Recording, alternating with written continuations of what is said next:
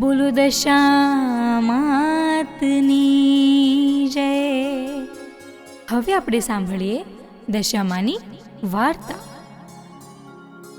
સુવર્ણપુરી નામની એક અતિ ભવ્ય નગરીમાં કર્ણદેવ નામક એક રાજા રાજ્ય કરતા હતા. તે ખૂબ જ અભિમાની અને વિલાસી હતા. જ્યારે તેમની પત્ની ખૂબ જ દયાળુ અને ધાર્મિક વૃત્તિના હતા. પતિ પત્નીના અલગ અલગ સ્વભાવને કારણે તે બંને વચ્ચે ઘણા મતભેદ અને મનભેદ રહેતા હતા. રાણીને રાજાનો સ્વભાવ સહેજ પણ નહોતો ગમતો. તે રાજાને વારંવાર સમજાવવા છતાં બધા પ્રયત્નો નિષ્ફળ જતા હતા. રાજાનો મહેલ નદી કિનારાની નજીક હતો. એક દિવસ રાણી રાજમહેલના ઝરૂખામાં બેઠા હતા. ત્યારે તેમને નદી કિનારે કેટલીક સ્ત્રીઓને કંઈક પૂજા વિધિ કરતા જોયા. કુતૂહલવશ થઈને પોતાની દાસીને તે વિશે જાણવા મોકલી. દાસી તે બહેનોને મળી અને થોડી વારમાં પાછી ફરી અને રાણીને જણાવ્યું, રાણીબા, એ સ્ત્રીઓ તો દશામાનું વ્રત કરે છે. ત્યારે રાણીએ દાસીને પૂછ્યું કે આ વ્રત કરવાથી શું લાભ થાય છે? ત્યારે દાસીએ જણાવ્યું કે આ વ્રત જે સ્ત્રી કરે છે તેની મનોકામના પૂર્ણ થાય છે, દુઃખ દરિદ્ર દૂર થાય છે, હોળાનો ખુદનાર પ્રાપ્ત થાય છે અને નિર્ધનને ધન આપે છે. આદિ અનેક લાભો વ્રત કરવાથી મળે છે. આ વાત જાણી રાણીને દશામાનું વ્રત કરવાની ઈચ્છા થઈ. તેમને દાસીને એ વ્રતની વિધિ વિશે જાણી લાવવા કહ્યું. દાસી ફરીથી તે સ્ત્રીઓ પાસે ગઈ અને થોડી વારમાં પાછી આવીને રાણીબાને કહ્યું કે આ વ્રત અષાઢ માસની અમાસ એટલે કે દિવાસાના દિવસથી શરૂ થાય છે. વ્રત કરનારે 10 સૂતરના તાતણા લઈને 10 ગાંઠો વાળીને દરેક ગાંઠને કંકુના ચાંદલા કરવા, આમ દશામાનો દોરો લઈને વ્રત લેવું. ઘરે દશામાની સ્થાપના કરી 10 દિવસ પૂજન કરવું, ધૂપ દીપ કરવા, સ્તુતિ કરવી, આરતી કરવી, ગુણગાન ગાવા, આમ 10 દિવસ ઉપવાસ કરવા અને એકટાણા કરવા. પૂજામાં મૂકેલ દશામાની સાંઢણીને છેલ્લે દિવસે નદી કે તળાવમાં પધરાવી.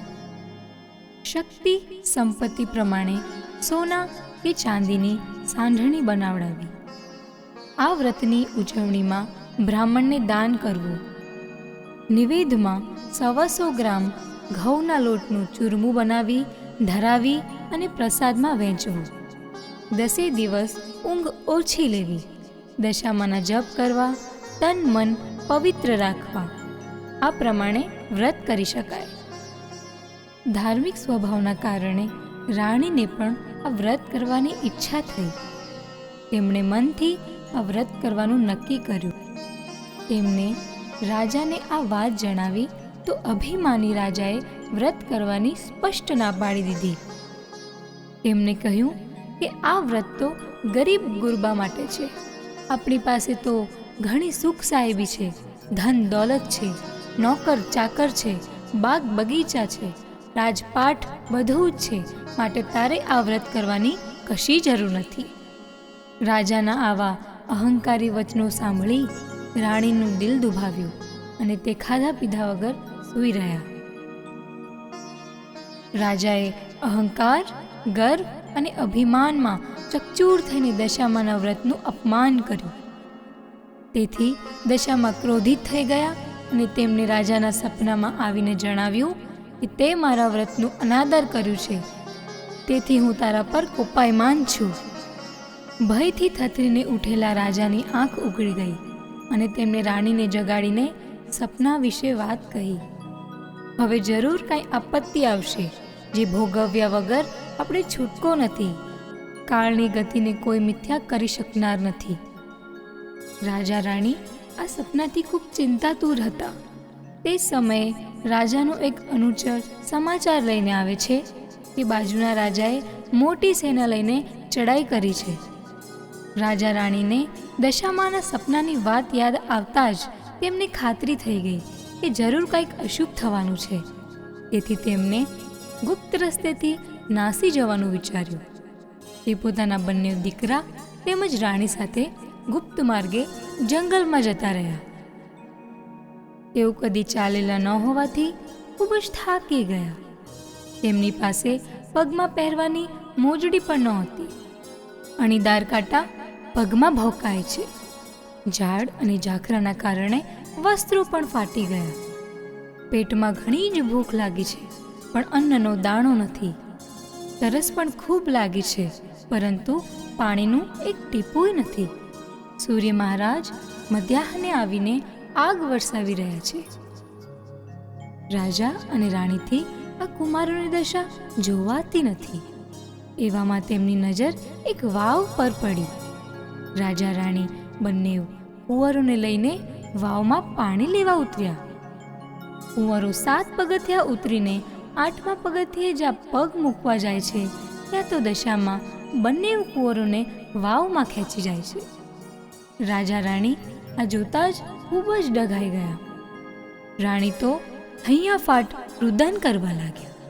રાજાથી રાણીનો આ કારમો વલ્લોપાત જોવાતો નથી, પરંતુ એ પણ લાચાર હતા. તેઓ રાણીને આશ્વાસન આપીને સમજાવે છે કે જેણે આપ્યા છે તેને લઈ લીધા, માટે વલ્લોપાત કરવાનું છોડી દે અને ધીરજ રાખ. માતાજીનો ક્રોધ શમશે ત્યારે સૌ સારાવાલા થશે. રુદન કરતી રાણીને સમજાવતા રાજા આગળ ચાલ્યા. બંને જણા ભૂખ, તરસ તેમજ બંને બાળકોની વેદનાના કારણે ખૂબ જ થાકી ગયા હતા. તેથી રસ્તામાં આવેલી એક વાડીમાં થોડીવાર વિશ્રામ કરવાનું વિચાર્યું. પરંતુ જેવો જ તેમને વાડીમાં પગ મૂક્યો, વાડીના બધા જ ફૂલો શરમાઈ ગયા. વાડીનો માળી વિચારવા લાગ્યો કે જરૂર આ બંને પાપી જીવ લાગે છે.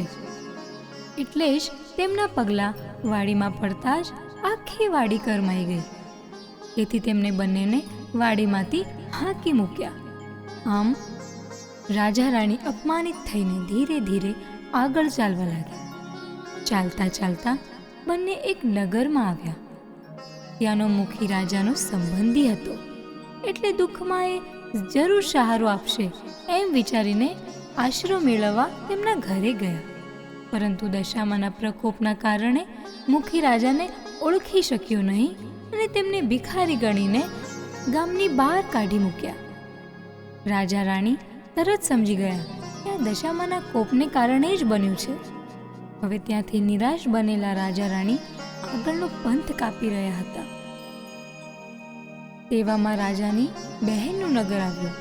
રાજાને થયું કે મારી સગી બહેન તો દુઃખના સમયમાં મને જરૂર સાથ આપશે.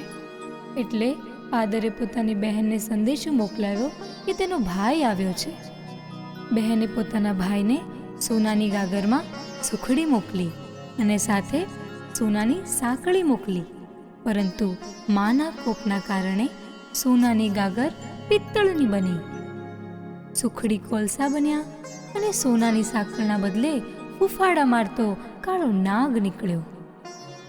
રાજાને વિચાર આવ્યો કે મારી જનેતા બહેન કદી આવું ના કરે. નક્કી આ દશામાના કોપના કારણે જ બન્યું છે. તેથી તેમને આ ગાગર ત્યાં જ દાટીને આગળ ચાલ્યા. ટાઢ તડકો વેઠતા વેઠતા, દુઃખ સહન કરતા કરતા કષ્ટ ભોગવતા રાજા અને રાણી આગળ વધતા જાય છે. ભૂખના કારણે તેમના પેટમાં આંટી વળે છે. તેમને ચાલવાની સહેજ પણ હિંમત નહોતી, પરંતુ શું કરે, દશામાનો કોપ સહન કર્યા વગર કોઈ છૂટકો જ નથી. તેમ વિચારી તેઓ નિસાસા નાખતા નાખતા ધીરે ધીરે આગળ વધવા લાગ્યા.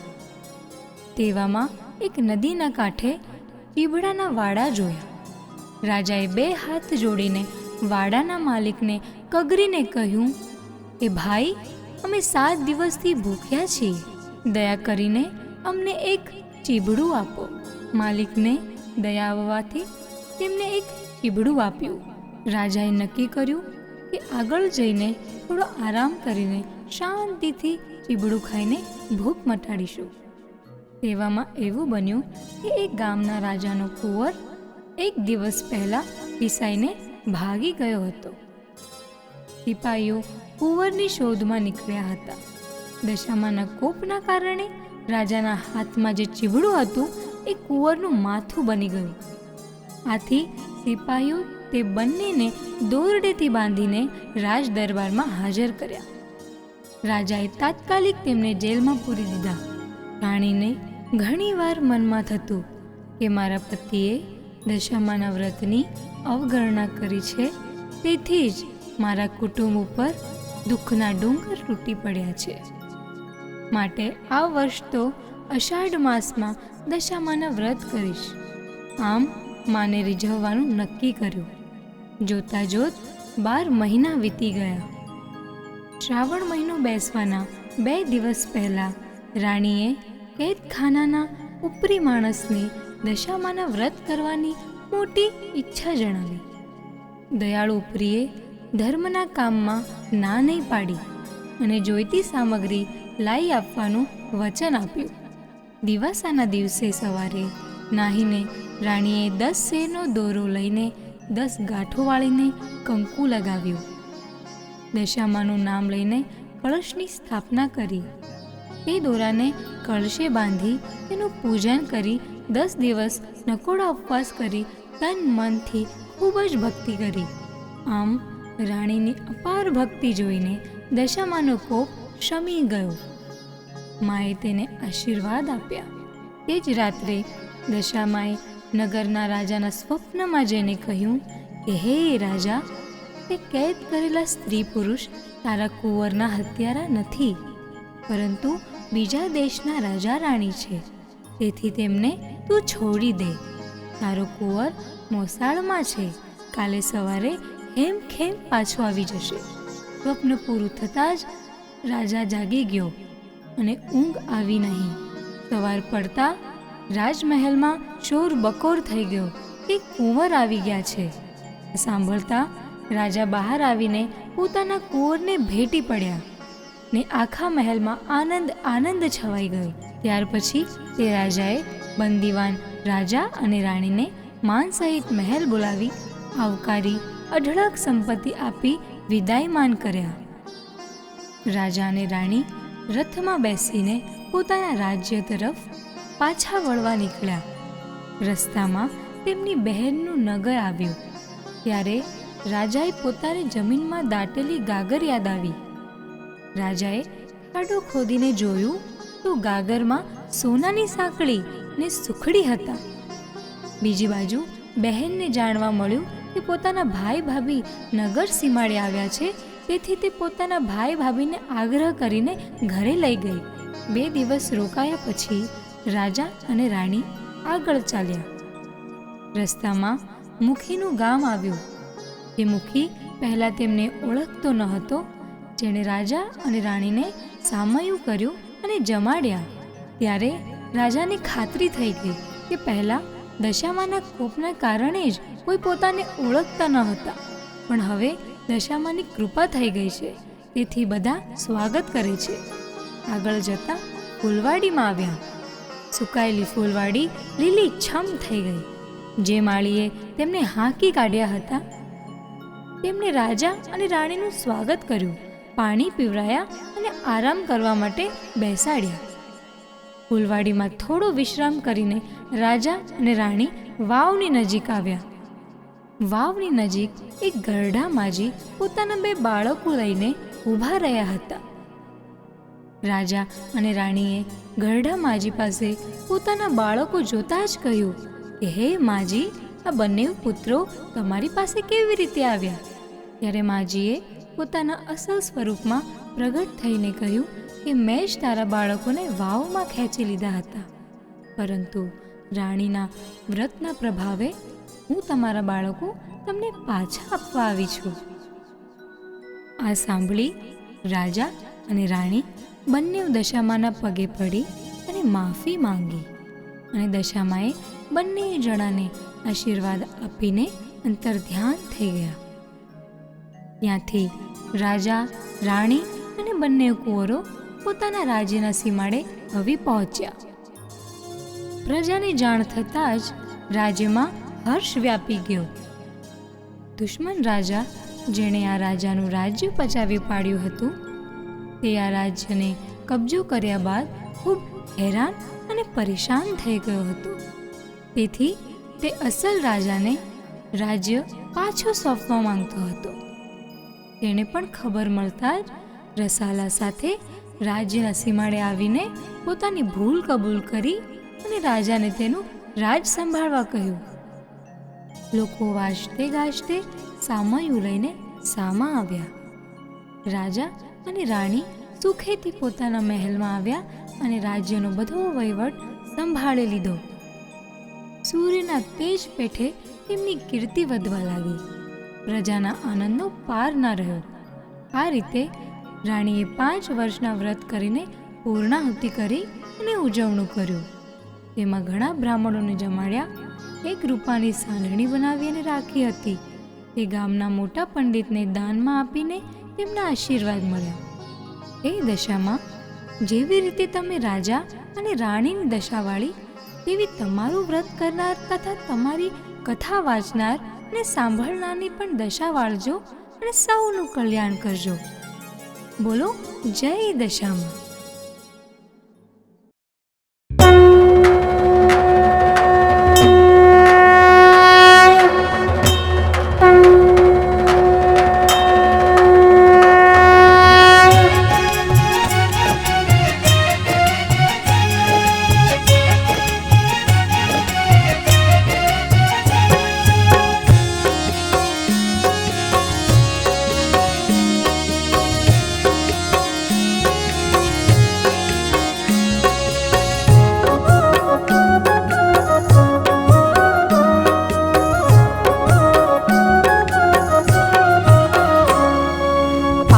પાંચ દીવડાની આરતી ઉતારો.